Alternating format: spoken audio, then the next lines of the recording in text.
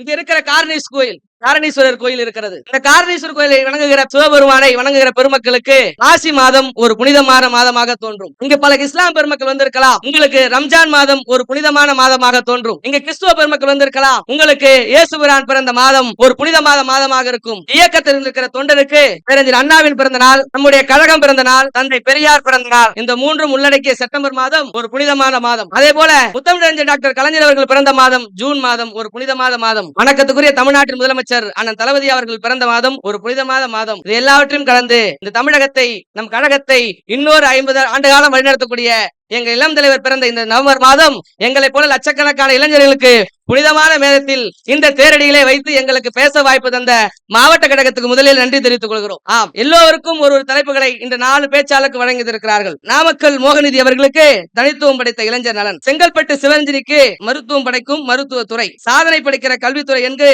தஞ்சை வினோனி விஸ்வா. இவர் 3 பேரும் தனித்தனியே ஒரு துறையை பேசுகிறார்கள். நம்முடைய அமைச்சர் அவர்கள் இந்த 3 பேர் என்னுடைய சேர்த்து 4 பேரும் ஒன்றடைக்கின்ற வகையிலே சமூக நலனை பற்றி பேசுகிற வாய்ப்பை நம்முடைய அமைச்சர் அவர்கள் தந்திருக்கிறார். பழனியிலே இருக்கிற முருகபெருமானை தன்னிடத்திலே ஒரு விவசாயி வேண்டிக் கொள்கிறார். என் தோட்டத்தில் விளைகிற வாழைத்தாரை, முதலில் பழுக்கிற வாழைத்தாரை உன்னுடைய கோயிலுக்கு வழங்குகிறேன் என்று ஒரு பண்ணையார் முருகனிடம் வேண்டிக் கொள்கிறார். அதே போல் பண்ணையிலே ஒரு வாழைத்தார் பழுக்கிறது. பழுத்த வாழைத்தாரை அங்க இருக்கிற பண்ணையார் தன் வீட்டு விவசாயியிடம் கொடுத்து இந்த பழத்தாரை பழனிக்கு இருக்கிற முருகன் கோயிலுக்கு வழங்கிவிடு என்கிற ஆணையிடுகிறார். பழத்தாரை சுமந்து கொண்டு விவசாயி தஞ்சையிலிருந்து நடந்தே செல்கிறார் திண்டுக்கல் நோக்கி. இடையிலே பசி எடுக்கிறது விவசாயிக்கு. பசியில் 2 வாழைப்பழத்தை விவசாயி எடுத்து உண்டுகிறார். உண்ணுகிட்டு விட்டு மீதி இருக்கிற வாழைத்தார் பழத்தை பழனி திருக்கோயிலுக்கு வழங்குகிறார். திருக்கோயில் அரங்காவலர் பழத்தை வாங்குகிறார். பண்ணையார் அரங்காவலுக்கு தொடர்பு கொள்கிறார். ஐயா, நான் உங்களிடத்திலே கொடுத்த பழம் வந்து விட்டதா என்று பண்ணையார் அரங்காவலரை கேட்கிறார். அரங்காவலர் வாழைத்தார் வந்தது, வாரத்தால் 2 பழம் மட்டும் இல்லை என்று சொல்கிறார். பண்ணையார் விவசாயி அழைக்கிறார். ஐயா, உன்னிடத்திலே ஒரு வாழைத்தார் முழுவதும் கொடுத்தனே, அதில் 2 வாழைப்பழம் மட்டும் காணவில்லை என்று அரங்காவலர் சொல்கிறார் என்றார். விவசாயி கண்ணீர் வழங்கி சொல்கிறார், நெடுதூரம் பசியில் 2 வாழைப்பழத்தை உண்ணுவிட்டேன் என்று சொல்கிறார். பண்ணையாறு விவசாயியை கடுமையாக தாக்குறார். அழுது கொண்டு விவசாயி உறங்குகிறான். இரவில் பழனி முருகன் பண்ணையார் கனவுக்கு வருகிறார். பண்ணையார் கனவுக்கு வந்த முருகர், எப்பா நீ கொடுத்த வாழைத்தார் வந்துச்சு, ஆனா அதுல 2 வாழைப்பழம் மட்டும்தான் என்ன வந்து சேர்ந்துச்சு என்றார். ஏனென்றால் அந்த ஏழை உண்ட 2 வாழைப்பழம் தான் என்னை வந்து சேர்ந்தது என்று பொருள். அதுபோலதான் இந்த தமிழ்நாட்டினுடைய முதலமைச்சராக அண்ணன் தளபதி அவர்கள் ஆட்சியில் வருகிறார். பெருந்தலைவர் காமராஜர் அவர்கள் இன்றைக்கு பலதரப்பட்ட மாணவர்களுக்கு மதிய உணவு திட்டம் கொடுத்தார். இன்றைக்கு கோடிக்கணக்கான இளைஞர்கள் மாணவர்கள் இருக்கிறார்கள். இந்த மாணவர்களுக்கு ஒரு ஆய்வறிக்கை சொல்கிறது, பள்ளிக்கு செல்கிற மாணவர்களுக்கு மால் நியூட்ரிஷன் என்கிற நோய் குறைபாடு இருக்கிறது. இந்த நோய் பாடுபாடு இருக்கிற மாணவர்களுக்கு கல்வி கற்பதில் திறன் குறைபாடு இருக்கிறது என்று ஒரு ஆய்வறிக்கையில் சொல்கிறது. இதை உணர்கிற முதலமைச்சர், இது தாய் உள்ளம் கொண்ட முதலமைச்சர், கிட்டத்தட்ட 31,000 பள்ளி மாணவர்களுக்கு, ஏறத்தாழ 17 லட்சம் மாணவ கண்மணிகளுக்கு இன்னைக்கு காலை உணவு திட்டம் மருந்துகிறார்கள் என்று சொன்னால் அதற்கு நம்முடைய முதலமைச்சர் தான் காரணம். ஏழை உண்ட உணவு எப்படி இறைவனை சேர்கிறதோ, ஏழைக்குள்ளைகள் உண்கிற உணர்வு நம்முடைய தாய் உள்ளம் கொண்ட முதலமைச்சரை அன்பை சேர்க்கிறது. அந்த மாணவர்கள் ஒன்று வாக்களிக்க போவதில்லை. ஆனால் அந்நாட்டில் இருக்கிற மாணவர்கள் பசியில் இருக்கக்கூடாது என்கிற உள்ளம் கொண்ட முதலமைச்சர் தான் இன்றைக்கு சமூக நலனுக்கு ஒரு அடித்தளமாக இருந்திருக்கிறார். புரட்சியாளர் அம்பேத்கர் சொல்வார், ஒரு பெண்ணுடைய வளர்ச்சி என்பது இந்த சமூக வளத்தின் வளர்ச்சி என்று. அந்த அம்பேத்கர் ஒரு சட்டத்தை நிறைவேற்றுகிறார், இந்து கோப்பில் என்கிற ஒரு சட்டம். அந்த சட்டம் நிறைவேற்றப்படவில்லை அம்பேத்கரால் என்று சொன்னால் இந்து பெண்களுக்கு தன்னுடைய பூர்வ சொத்திலே உரிமை வழங்கக்கூடாது என்று அங்கிருந்த பலர் நிராகரிக்கிறார்கள். அண்ணல் அம்பேத்கர் சொல்கிறார், இந்த சட்டம் ஒரு நாள் இந்தியாவில் உருவெடுக்கும் என்று. எங்கள் தலைவர் டாக்டர் கலைஞர் அவர்கள் ஆட்சியில் இருக்கிற பொழுது இங்கு பலகணக்கான மகளிர் வந்திருக்கிறார்கள். இந்த மகளிருக்கெல்லாம் திராவிட முன்னேற்ற கழகமும் முத்தமிழர் டாக்டர் கட்சி காலத்தில் தான் பெண்களுக்கு சொத்திலே சம உரிமை வழங்கப்பட்டது. அதற்கு பிறகு எத்தனை ஆட்சிகள் தமிழகத்தில் மறந்திருக்கலாம், ஆனால் எந்த ஆட்சியிலும் பெண்களுக்கு உரிமை என்கிற சொல்லை இழுத்ததில்லை. எங்கள் தலைவர் டாக்டர் கலைஞர் அண்ணன் தளபதி அவர்கள் ஆட்சி கட்டில் அமர்ந்த போது எங்களுக்கு தெரியும், 1,15,00,000 மகளிருக்கு மகளிர் உரிமை தொகை வழங்கியது நம்முடைய முதலமைச்சர். எங்கும் பெண்கள் எதிரும் பெண்கள் என்று சொல்வார்கள், அழுப்புதும் பெண்களுக்கு படிப்பு என்று சொல்வார்கள். இன்றைக்கு 2,73,000 பெண்களுக்கு புதுமை பெண் திட்டத்தில் மாதம் 1000 ரூபாய் கொடுத்து உயர்கல்வியை படிக்க வைக்க நினைக்கிற தாய் உள்ளம் கொண்ட முதலமைச்சர் நம்ம முதலமைச்சர். இந்தியாவில் எத்தனையோ மாநிலங்கள் இருக்கிறது. இந்தியா எவ்வளவு பெரிய கட்டமைப்பு கொண்ட நாடு. இந்தியாவில் ஆணுக்கு நேர் பெண்கள் கொண்ட மக்கள் தொகை கொண்ட நாடு. இந்த நாட்டில் பெண்களுக்கு சம உரிமையாக பேருந்தில் இலவச சேவை கொடுத்த ஒரே மாநிலம் தமிழகம். ஒரு சமூக நலனோடு ஒரு முதலமைச்சர் இருக்கிறார், தமிழ்நாட்டில் இருக்கிறார். என்றால் அது நமக்கு பெருமை. சமூக நலனோடு அக்கறை கொண்ட முதலமைச்சர் இன்னைக்கு எல்லா தரப்பிலும் முன்னாள் வந்து கொண்டிருக்கிறார். புரட்சி என்கிற ஒரு சொல் இருக்கிறது. அந்த சொல்லை எந்த மொழியோடு ஒப்பிடலாம். ஆங்கிலத்தில் சொன்னாலும் எந்த மொழியில் சொன்னாலும் புரட்சி என்கிற சொல்லுக்கு உயிர் உண்டு. ஆனால் திராவிட முன்னேற்ற கழக ஆட்சி அமைந்த போது எத்தனையோ திட்டங்கள் நிறைவேற்றிக் கொள்ளலாம். ஒற்றை திட்டம் மட்டும் புரட்சிகளால் உருவாக்கப்பட்டது. ஏனென்று சொன்னால் இந்தியாவில் எத்தனையோ மாநிலங்கள் இருக்கலாம், உலகில் எத்தனையோ நாடுகள் இருக்கலாம். ஒரு திட்டமானது இல்லங்களை தோக்கி செல்கிறது என்று சொன்னால், மக்களை தேடி செல்கிறது என்று சொன்னால், தமிழ்நாட்டில் இருக்கிற மக்களை தேடி மருத்துவம் என்கிற மகத்தான திட்டம் இன்றைக்கு இந்தியா முழுவதும் செல்கிறது.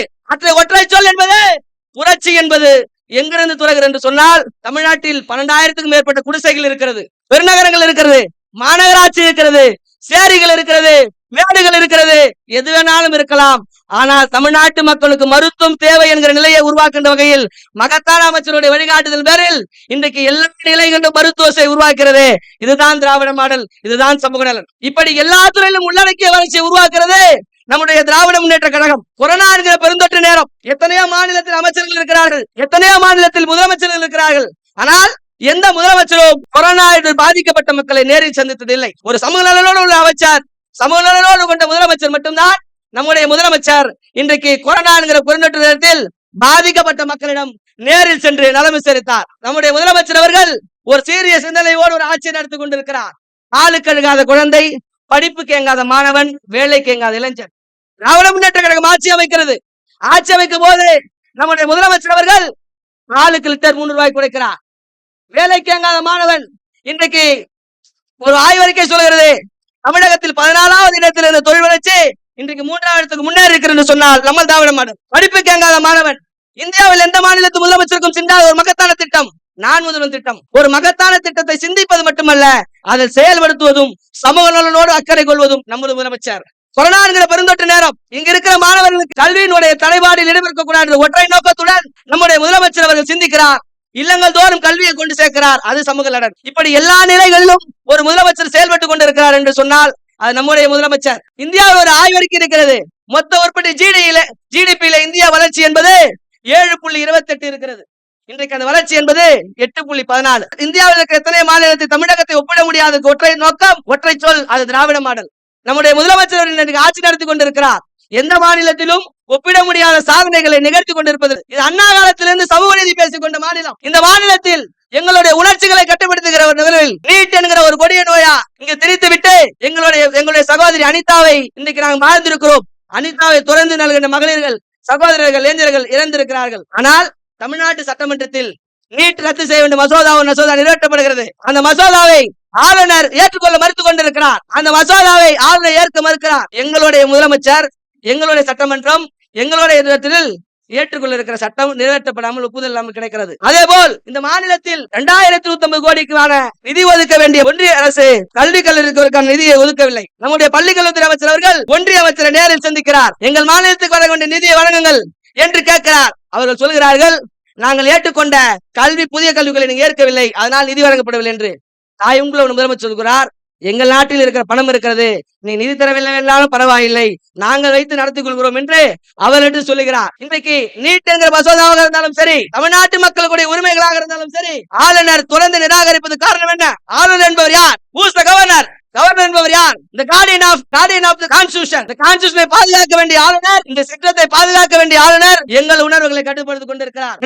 ஒருவரை சொன்னார், 3 திட்டங்களை நான் நிறைவேற்றிருக்கிறேன். ஒன்று இருமொழி கொள்கை, இன்னொன்று அன்னை தமிழ்நாட்டுக்கு தாய்மொழி என்கிற திட்டம், சுயமரியாதை திருமணம். இந்த 3ஐயும் ரத்து செய்ய வேண்டும், ஒழிக்க வேண்டும் அல்லது நினைக்க வேண்டும் என்று சொன்னாலும் இந்த நாட்டை அண்ணாதுரை ஆழ்ந்து கொண்டிருக்கிறான் என்று அண்ணா சொன்னார். இந்த சொல்லுக்கு என்ன அர்த்தம் என்று சொன்னால், தமிழகத்தில் எத்தனையோ நீங்கள் திட்டங்களை நிறைவேற்றிக் கொண்டிருக்கிறோம், ஆனால் ஒன்றிய அரசு எதை நினைத்தாலும் இங்கே முடிவெடுக்க முடியவில்லை என்று சொன்னால், இங்கே ஆட்சி அமைப்பது பெரியாராய், அண்ணாவாய், தலைவராய், தளபதியாய் இன்றைக்கு செயல்படுத்திக் கொண்டிருக்கிறார் நம்முடைய முதலமைச்சர் அவர்கள். சரித்திரம் படித்த சமூக நலன் என்பது எங்களுக்கு தளபதியாக வந்ததல்ல. டாக்டர் கலைஞர் அவர்கள் ஆட்சி காலத்தில் இருந்த போதுதான் ஒரு அரிசி 1 ரூபாய்க்கு வழங்கப்பட்டது. ஐரிஷா ஒழித்தது. மழை பெய்தால் குடிசையை பார்க்கும் சென்னை குடிசை பகுதி மக்களுக்கு குடிசை மாற்று வாரியம் அமைத்து தந்தது. பிச்சைக்கார மறுவாழ்விலை கொடுத்தது. அந்த ஆட்சியின் தொடர்ச்சியில் தான் இன்றைக்கு நம்முடைய ஆட்சியிலே மகளிர் உரிமை தொகை, இலவச பேருந்து திட்டம், இல்லம் தேடி கல்வி, மக்களை தேடி மருத்துவம் என்று சாதனைகளை அடக்கிக் கொண்டே செல்கிறோம். அண்மையில் ஒரு திட்டம் ஒன்று நிறைவேற்றப்பட்டது. 1.5 லட்சம் தலித் இளைஞர்களுக்கு வேலை வாய்ப்பை உருவாக்கப்பட வேண்டும் என்று நீண்ட நாட்களே இருந்தது. கடந்த 10 ஆண்டுகளில் இது குறித்து ஒரு வழக்கு ஒன்று உயர்நீதிமன்றத்தில் பதிவு செய்யப்படுகின்றன. வழக்கை நேடுகிற நீதிமன்றத்தில் நீதிபதி ஒரு உத்தரவிடுகிறார். கடந்த ஆட்சியாளர்கள் சொல்கிறார்கள், 1 லட்சம் இளைஞர்களை வேலை வாய்ப்புகளை உருவாக்குங்கள் அல்லது அபராதத்தை கட்டுங்கள் என்றார். கடந்த ஆட்சியில் 3 முதலமைச்சரை சந்தித்தோம். 3 முதலமைச்சர்கள் இந்த வழக்கை சந்தித்தார்கள். ஒரே பதில்தான், அபராதத்தை மட்டும் கட்டிவிட்டு சென்றார்கள். திராவிட முன்னேற்ற கழகம் ஆட்சி வந்தது. சட்டமன்றத்தில் 110 விதியின் கீழே தாழ்த்தப்பட்ட ஆயுத திராவிட பழங்குடி மக்களுக்கு ஆணை அறிவித்தார். இன்றைக்கு 1 லட்சம் இளைஞர்கள் வேலை வாய்ப்புகள் உருவாக்குற ஒரு முதலமைச்சர் இருக்கிறார் என்று சொன்னால் நம்முடைய முதலமைச்சர் அவர்கள். விவசாயிகளுடைய கடனை ரத்து செய்த திராவிட முன்னேற்ற கழகம் எத்தகைய ஆட்சியை நடத்தி கொண்டிருப்பது நமக்கு தெரியும். இன்னைக்கு பலதரப்பட்ட சாதனைகளை சமூக நலனோடு செய்து கொண்டிருக்கிறது. அவையெல்லாம் பட்டி தொட்டியெல்லாம் சொல்ல வேண்டும் நேரம் நமக்கு இருக்கிறது. ஆனால் இளம் தலைவர் கொடுத்த வழிகாட்டுதல் பெறி நம்முடைய அமைச்சர் அவர்கள் 183 கூட்டங்கள் கொடுத்திருக்கிறார். தொடர்ந்து வாய்ப்புகள் கொடுக்கிற முறையில் எல்லா கூட்டங்களும் உயர்த்துவோம். நம்முடைய அமைச்சர் அவர்களை நிர்வாக நிறுத்தி நன்றி தெரிவிக்கிறேன். 2012ஆம் ஆண்டு அன்பகத்தில் நடைபெற்ற ஒரு பரிசு விழாவில் நம்முடைய அமைச்சர் போர்க்களங்களால் பரிசு பெற்று நாமக்கல் நடைபெற்ற பேச்சு போட்டி இறுதிப் போட்டிகளை தலைவர் என்று கேட்டார். எங்கிருந்து வருகிறேன் என்று சென்னை திருக்கின்றேன். அமைச்சருடைய பேரை சொல்லி அழைத்து வந்தாரா, மாவட்ட அமைப்பாளர் பேரை சொல்லி அழைத்து வந்தாரான்னு கேட்டேன். ஆம் என்றேன். அன்று கைபிடித்த கரம் இன்றைக்கு 2024 அக்டோபர் தொடர்ந்து எங்களை உயர்த்திக் கொண்டிருக்கிறார். உயர்த்துகிற உள்ளத்தை என்றையும் வணங்கி வாய்ப்புக்கும் வாய்ப்பு தந்தமைக்கும் நன்றி பாராட்டி விடைபெறுகிறேன். நன்றி, வணக்கம்.